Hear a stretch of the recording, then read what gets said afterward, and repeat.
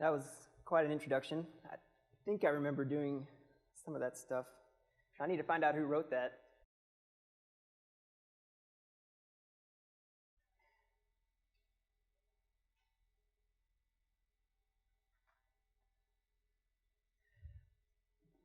Okay, so thank you for the introduction, Dave. As best I can tell, this is the 14th Fred House Award. I've been in the audience for 5 of those. This is my 6th CSGF conference. And they've always been given by fellows that I had great admiration and respect for. Never really thought I'd be up here doing this. It's a great honor to be not only associated with this talk and this presentation, but also to be associated with Fred House. And so it's with great joy that I'm going to give this talk today. Before we jump into the technical part of my presentation, I wanted to echo some of the things that you just heard Dave talk about regarding Dr. House. This award motivated me to learn a little bit about him, and I thought I would share some of that, at least what I learned. And those that knew him, maybe fill in the holes if you have any extra comments. But I wanted to spend a couple minutes here. So there was a conference or symposium in his memory shortly after he died in 2001, and there was a write-up of this conference where many people spoke about Fred and what they knew about him or their experiences with him. And there were 3 things that I took away from what I read about that conference. First was that his technical work was very relevant to actually what I do. My nuclear engineering colleagues might find it interesting. He was interested in asymptotics, and he had several papers that he published, some of which still seem very relevant now to some of the work that we're pursuing at Texas A&M. For example, he had asymptotic stability in the presence of convection, the asymptotic stability of steady-state solutions of reaction convection diffusion equations, and domain decomposition for a boundary value problem with a shock layer. Those are papers that he wrote in early 1990s while he was at UC Davis, or maybe even in the 80s, and they're still relevant now. It seems like we still study some of these things in the classes we take. So I thought that was interesting. A second takeaway I took from this write-up, or what I read about Dr. House, was that he seemed to be very visionary in where multidisciplinary sciences were headed. He seemed to know very far ahead of time that folks from mathematics, folks from physics, folks from engineering needed to get together to solve some of the complex problems that we, as a society, Department of Energy, United States, are going to need to solve. And he seemed to be well ahead of the curve there. And maybe that's why he was such a champion in this program. And finally, the third thing I took away, and Dave mentioned this, was that he was very dedicated to this program and also to the program that he ran in the Department of Energy. And he made that very clear, and many people that benefited from that made that very clear. And I think it maybe goes without saying that his work and his dedication is a big reason why we're in this room right now, and I feel very lucky for that.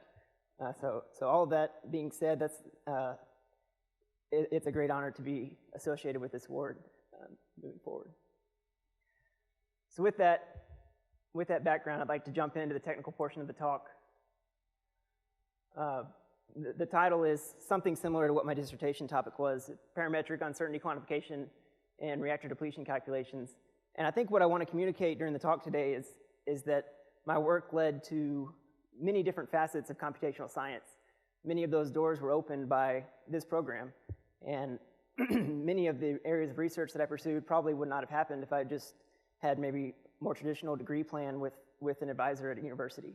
And so that's what I'd like to communicate big picture with the talk today. And we'll get into some details, but I hope what we walk away with is that in my experience, this program led to a very diverse degree, and I think one that ultimately was more valuable because of the impacts of this program. So I thought I'd first outline my experience with the Department of Energy. My first experience was at Capel, upstate New York. This was the summer after my junior year, when I really wasn't very well developed technically yet, or at least was less well developed than I am now.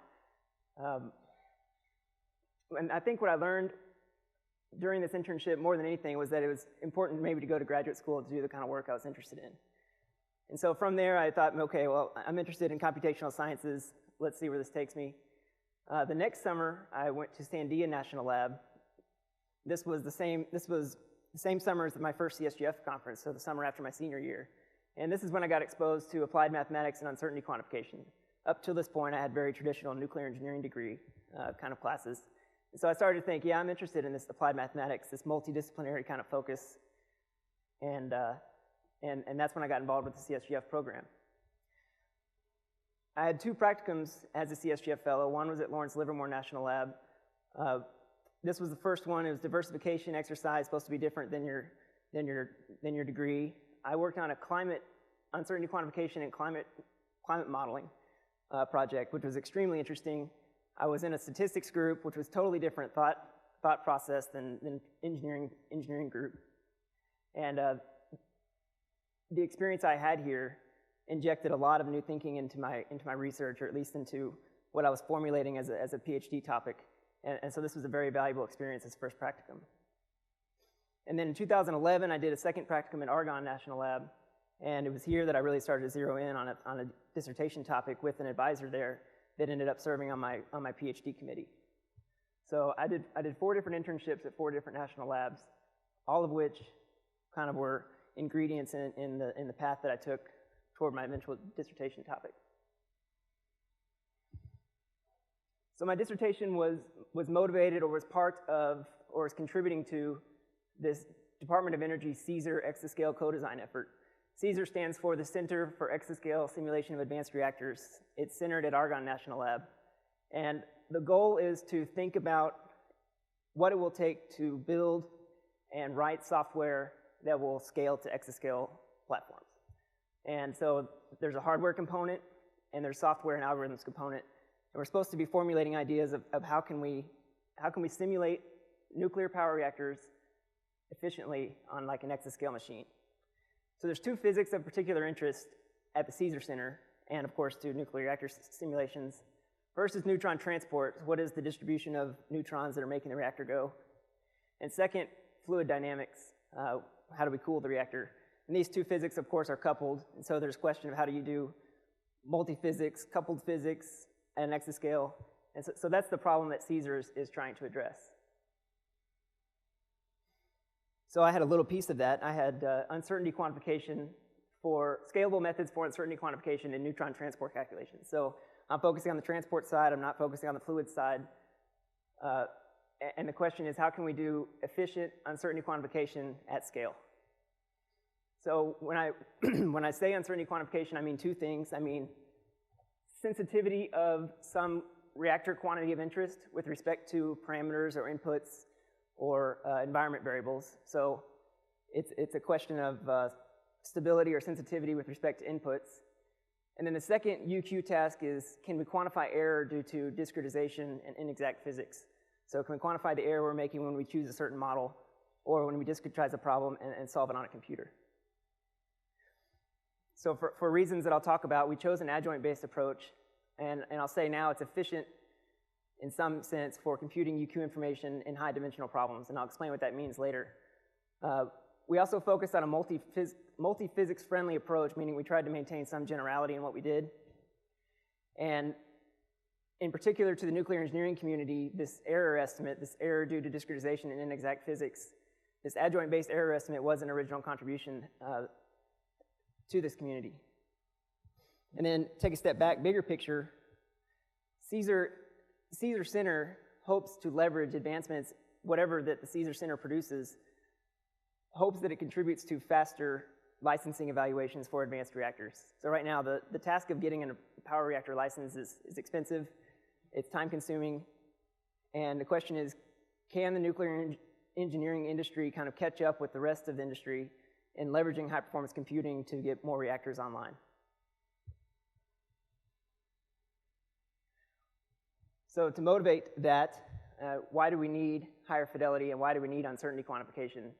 So the main reason is that next generation designs, that is reactors that we would like to have come online in the future, rely on more complex processes and inherent safety more complex processes to achieve inherent safety and extended lifetimes.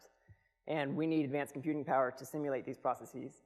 So as an example, there's a concept out there called breeding. And what this, and I'm going to try to walk through what breeding is in this little diagram and motivate why that requires some higher performance computing than what we traditionally would use to evaluate a nuclear reactor. So in a fission reactor, a fuel nucleus absorbs a neutron, and this may result in fission, which would produce more neutrons and some fission products, and then those neutrons would go off and cause more fissions, and this is how we get a chain reaction, steady state chain reaction going in a nuclear reactor. But there's another option. Neutron could be absorbed in fuel and actually produce what's called a fertile atom. And a fertile atom could then turn around and absorb another neutron and become fuel.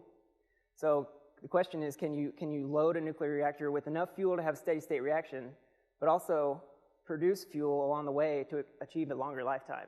So this would improve the economics of that reactor. This is a highly localized process, and we're talking about atoms here, individual, very micro kind of scale phenomena. And frankly, the tools that are out there to simulate reactors now for licensing can't handle this kind of local variation. They don't simulate that well.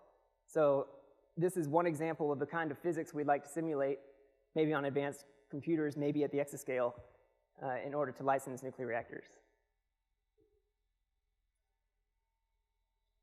So as I said, the big picture, what I'd like for you to get out of this talk is that this dissertation work touched many facets of computational science. We had physics to just develop physics model for this. What I'm going to talk about is related to this breeding process. We had mathematics to formulate an adjoint problem in a way that's stable, has unique solution that actually exists for target problems. So there was mathematics involved. And then, of course, computer science. How do we implement this algorithm and think about scalability on advanced architectures? Okay, so the physics portion, I'm going to go through each of those. I'm going to talk about physics, talk about mathematics, and a little bit about computer science. And I want to start with physics. So early on, a target problem was this traveling wave reactor benchmark. Traveling wave reactor is actually kind of a misnomer. There's a reaction taking place, and fuel is being pushed through this reaction. And in that sense, it kind of looks like a traveling wave. But really, at the crux of the problem, it's just a 1D slab. This is half the slab here. So there's this axis of symmetry, the black dashed line. And what the problem is we are inserting fuel on the outside of the reactor, and then the reactor runs for a little while. And then at the end of a cycle, the innermost fuel assembly is ejected, and a new one is put in, and then run for a cycle. And then the innermost fuel assembly is ejected, and a new one is put in. And eventually, we build up this quasi-steady state where each cycle looks like the one before it, and we want to do some calculations about that equilibrium cycle. So there's two different shuffling schemes, the one I just described. Another one is where we actually eject a assembly that's in the middle, and then we're still putting fuel on the outside. Not really, the details of the two different shuffling schemes is not important. It's just a definition of a benchmark problem that we want to use to develop our physics model.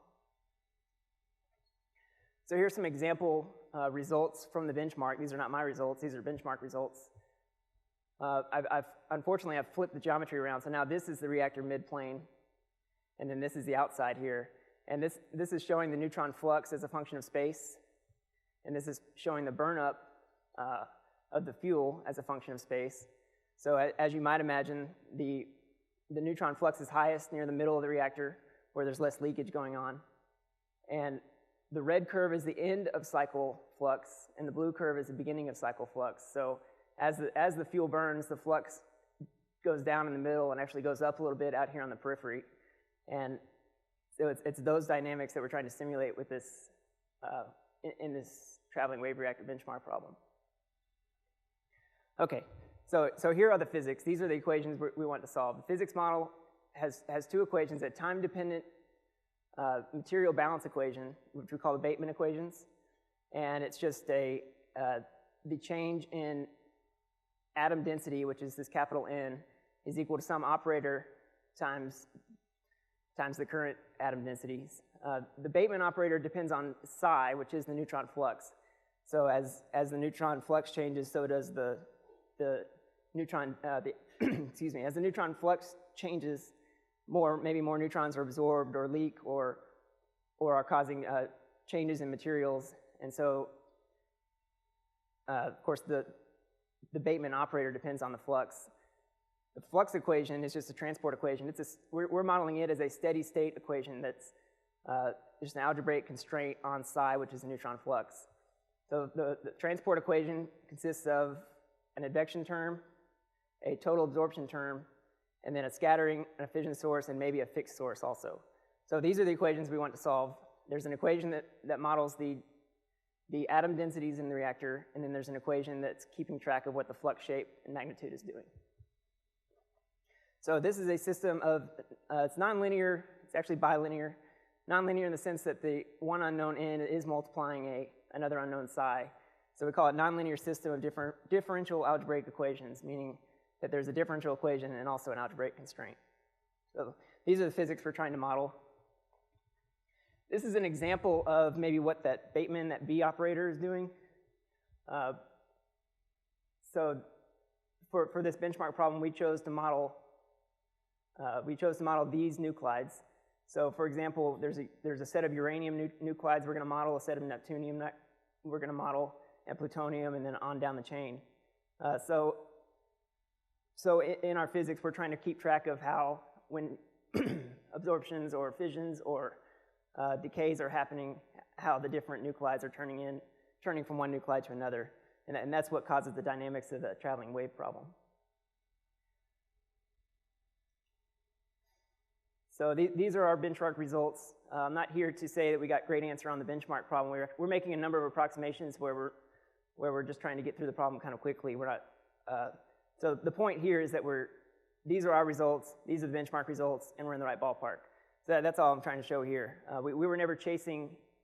It was not the point of this exercise to get the exact benchmark results. It was just to get a physics model that was adequate for the testing of our uncertainty quantification ideas. So that's what I'm showing here. And then here also is another comparison with benchmark results. So this is plotting K effective, which is a neutron reproduction factor. So if it was 1, then for every neutron that was lost in the system, 1 would be gained. So this is the neutron reproduction factor as a function of time.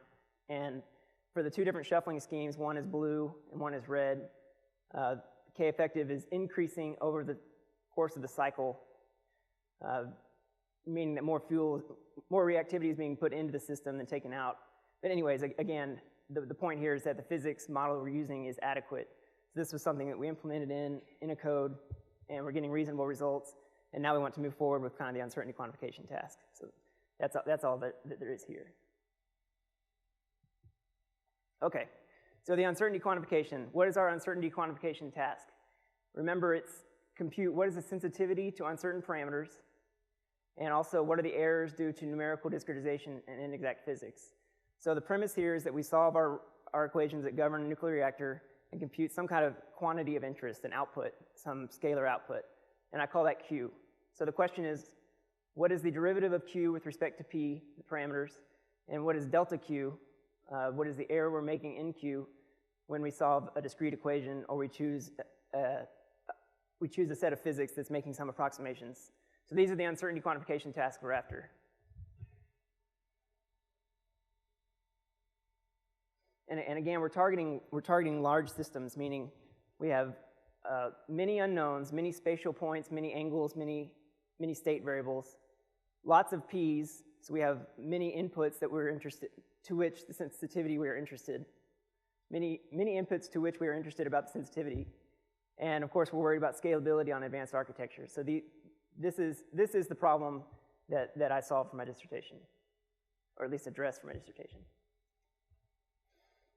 I mentioned earlier that we chose an adjoint-based approach, and that we chose that because it was efficient for these large systems. And with this slide, I'll try to motivate why. So consider the task of solving a linear system, AX equals B, where the matrix A depends on some set of parameters, P. And the task is, okay, first compute some quantity of interest, which is a functional of the solution X to that equation. but also compute what is the derivative of that quantity of interest with respect to all those parameters. So one simple way to do this, brute force way, would be to solve ax equals b for some nominal vector p, and then one at a time or a few at a time perturb p and recompute x and recompute q and then estimate sensitivities that way. So this would be like an order length p operation that could take a very long time, could take a very long time in the presence of many p's. The adjoint approach gives you a way to compute this gradient dq dp much quicker for certain problems. And the trick is to define a dagger, an adjoint. A dagger is called an adjoint operator. It's associated with the forward operator A, and it's defined with respect to some inner product. Inner product could be matrix vector multiplication. It could be integration over phase space. As long as it satisfies the properties of an inner product and you have a linear operator here, then there is an adjoint. So with some simple manipulations to the adjoint linear system, we can show that if we can solve this adjoint equation, a dagger x dagger equals the derivative of this functional with respect to x. If we can solve this equation, then the gradient dq dp is given by this formulation, where the only cost to evaluate this is a partial derivative and an inner product, derivative with respect to an inner product. So the key point here is that with the adjoint approach, we can get this full gradient with one forward solve, inversion of A, one adjoint solve, an inversion of A dagger, which is probably a similar operation, and then one inner product evaluation per entry in the parameter vector. Compare that to a brute force finite difference approach where you might solve ax equals b length p times to get that gradient. So this is the reason why we chose an adjoint-based approach. We can get this gradient, which can be very long, very expensive to compute, with one forward solve A and one adjoint solve A dagger. That's the reason why we chose an adjoint-based approach. Moreover, because we were contributing to the Caesar Center, we wanted to take kind of multi-physics friendly approach. And so instead of writing down an adjoint equation for our exact system of equations, we tried to insert an abstraction layer where we were only worried about operators that were either differential or algebraic. Remember, we have a differential equation with respect to time. We also have an algebraic constraint. So we said, okay, well, what if I wanted to come along later and add heat transfer physics to this set of equations? Do I really want to go back in and reformulate the entire specific adjoint problem for that new system of equations? Well, it'd be better if we had abstraction layer where we could just provide a prescription for an adjoint problem. And so that's what we set out to do. And this is out there in the literature. This is not what I did by any means. There were some caveats with respect to having this algebraic operator in here, algebraic constraint, but we chose this kind of abstract formalism to cast our whole problem in. So we could just derive a prescription for an adjoint problem instead of a specific adjoint problem for some specific set of equations. So this formalism does provide a prescription for an adjoint problem, and this is one form of it. So the adjoint variable now I'm calling lambda, and it has a differential component that's like an n dagger for our Bateman equation, and then it has an algebraic component which might be like flux psi dagger. And this is in discrete form here. There's a continuous form as well, but what's the takeaway from this top equation is that there's nothing specific about the particular problem we're solving. It's all cast with respect to some general operator. So this FD could be any differential operator. This FA could be any algebraic equation, as long as a couple of conditions are met. This is a prescription for an adjoint problem. And again, the nice thing is, if we can solve this adjoint problem, then we have a very cheap expression for computing dq dp.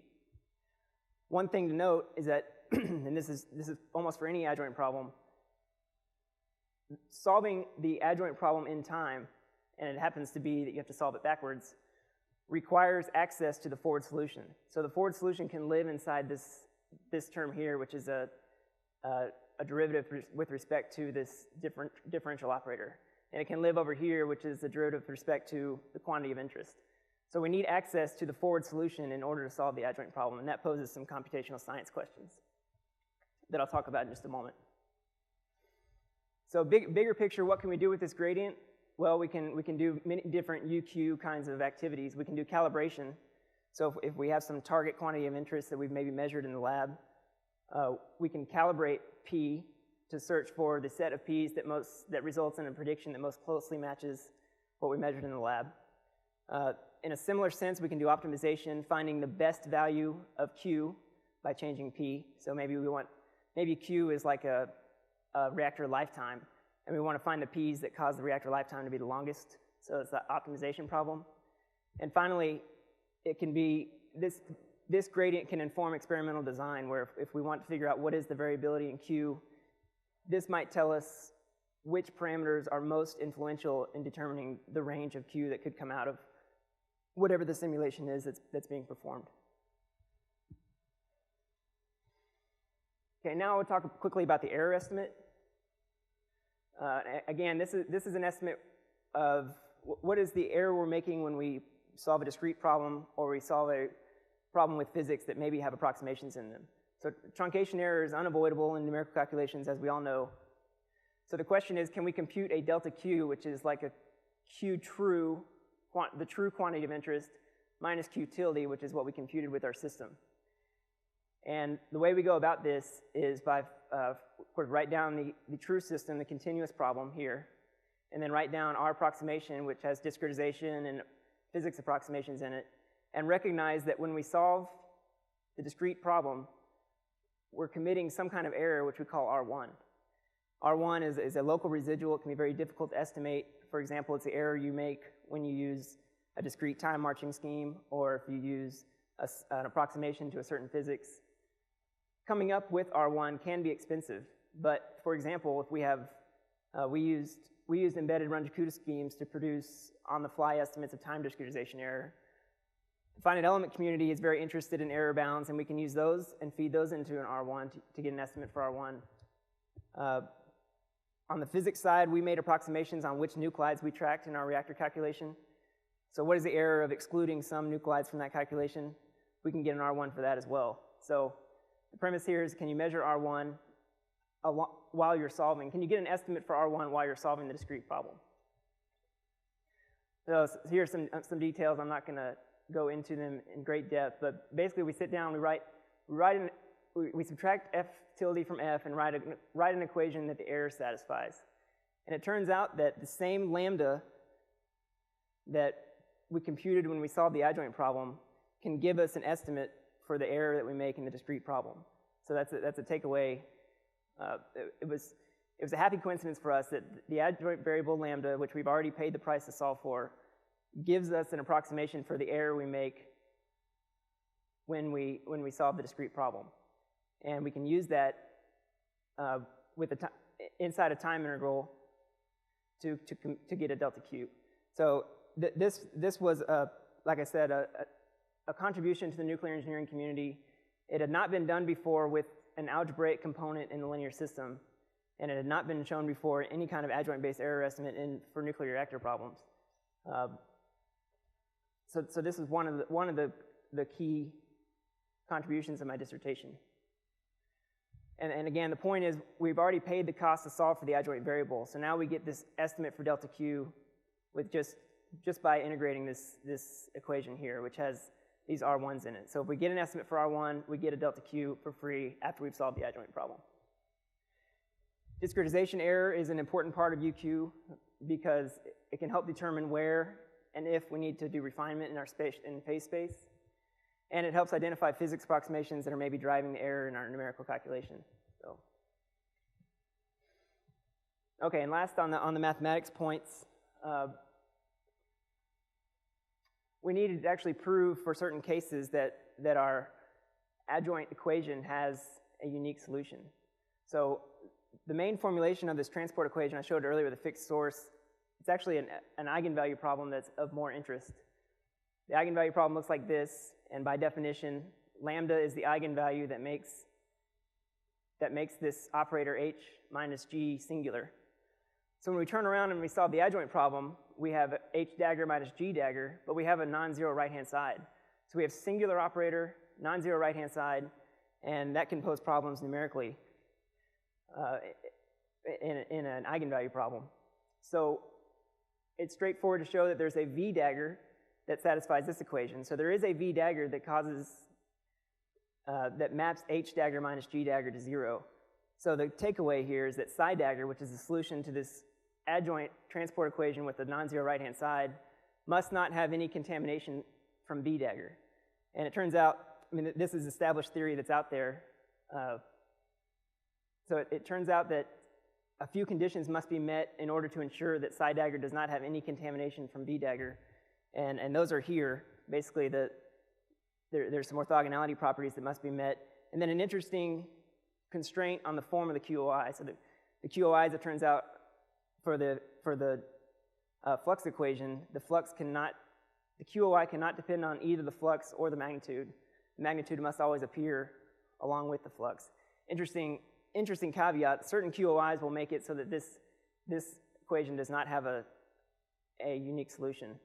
So this was kind of an interesting takeaway from the analysis as well. So these constraints are actually naturally satisfied by most QOIs, so this turns out to not be a big problem, but it was a piece of the dissertation that we needed to show the conditions under which we actually have a unique solution to the adjoint problem. Okay, so math is over. Back to the traveling wave problem, and how did we apply some of this UQ formalism?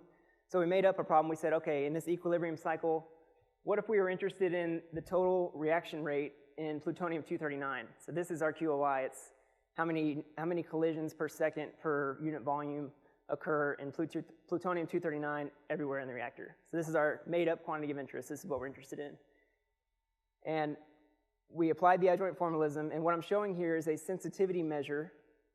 So it's the gradient, the derivative of that reaction rate with respect to a bunch of parameters, and then I normalize it by the value of the parameter and the value of the QOI. And what this is showing is that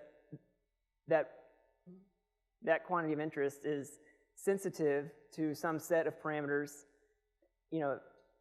as shown on the plot, right? So this could be of interest to a reactor engineer who sees, okay, if I want to limit interactions in plutonium-239, then maybe the group 10 cross-section for some nuclide is what maybe I need to get right, or so, whatever the UQ question might be.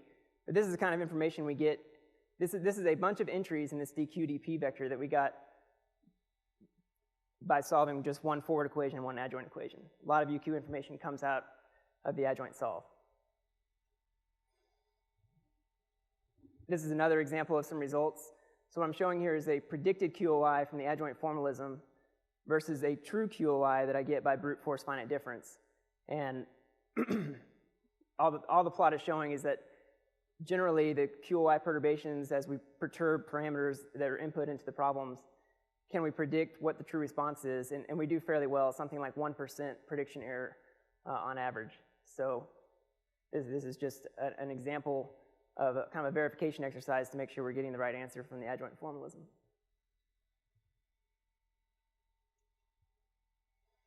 Okay, and then the last section is about computer science. And this is actually what I talked about quite a bit last year at the CSGF conference, so I decided to talk about it a little bit less this year. The main computer science problem with an adjoint method is that you need access to the forward solution when you turn around and solve the adjoint problem. So this is the equation I had a few slides ago. The red entries in this equation are places where you might need access to the forward problem. So imagine we're marching through time, solving the forward problem, and we're trying to save that forward problem so we can get to it on the way back. And that becomes a big computer science challenge because we don't have that much memory sitting on the machine to save all these snapshots of the forward problem. So the question is, how do we maintain access to that forward problem in a way that's scalable to future architectures where there's even less memory per node, or less memory per chip, and we still want to do these kind of adjoint calculations? So the way that it's done in an adjoint calculation is by a checkpointing strategy. So again, what you do is you march in forward mode through the problem, time step, time step, time step, time step, and you maybe save a snapshot every once in a while during the forward problem. And then you turn around and now you're going to go in adjoint mode. And every now and then you have to stop and recompute some chunks of the forward problem so that you can get them in memory and then have them available while you're in adjoint mode. But it's very expensive in terms of memory footprint to store a bunch of snapshots of this forward solution, especially for transport problems where the solution vector can be very, very large. So how can we, so the question was, is there an efficient way to maintain access to the forward solution during adjoint mode such that we don't have to spend a whole lot of time recomputing the forward solution over and over again? So just as an example, maybe with some concrete numbers, the Sequoia machine has 100,000 nodes, but more importantly, 16 cores per node and 16 gigabytes of RAM per node. Now, if we're going to try to put a transport problem on that machine, per node we might have 200, the phase space might be 200 energy groups, 500 angles, 1,000 spatial cells. At the end of the day, if we want to store one snapshot of the flux solution, that could be 3 gigabytes. We might be doing thousands of time steps. So there's no way we're going to store the entire forward solution if we're storing this representation of the flux at every time step. There's no way it's going to occur. So the idea was, instead of storing the full flux vector, can we store some representation of that flux vector and then restore it as required? So the idea is to only store an integrated measurement of that flux vector, namely the right-hand side of the transport equation, which is angle integrated and has much lower footprint than the left-hand side. So in transport calculation, the integrated moments of the flux vector is kind of what we iterate on to determine convergence. So the idea here is that instead of storing the left-hand side, which is angle dependent, i.e. one entry for every angle, we store the right-hand side, which is angle integrated, and then we just trade up a little bit on the cost of computing the side vector given the right-hand side when we need it. So again, we store the right-hand side, which is angle integrated, and then when we need left-hand side, it's just one quick sweep, just one quick transport calculation to get the full flux vector. And this is something like savings can be up to order 100 for some simple reactor-like problems. So maybe this is affording some order 100 memory savings when it comes to saving snapshots of the forward solution. So this is an example of some computational results using different variations of this idea of checkpointing different representations of the solution on the machine. So there are several, so I'm solving some problem here. It's not, the problem itself is not important. And then there's several different schemes down here for doing the checkpointing. The first one is where I just try to brute force store everything about the forward solution. The second one is where I store only the converged source moments on the right-hand side, but I do so for every time step. The next three, I'm checkpointing the full angular flux solution, but I'm checkpointing them at intervals and then recomputing what I need. And then the last three, instead of storing the full angular dependent flux, I'm storing only the converged source moments and then recompute, but only doing so at every now and then, at every 2 or 4 or 6 time steps during the forward problem. But step back, so the big picture here is the black bar is the memory load of the scheme. So when I want to brute force store everything, the memory load is this maximum number here. When I only store the flux moments for this particular problem, it's a memory savings of something like order 40 here.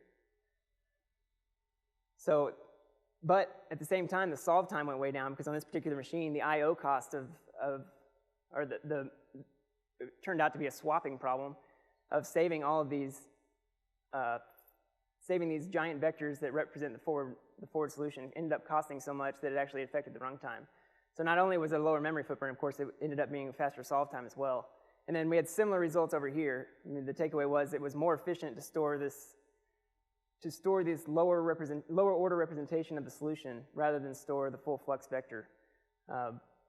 And then still we ended up with faster runtimes, which is the blue bars on this chart.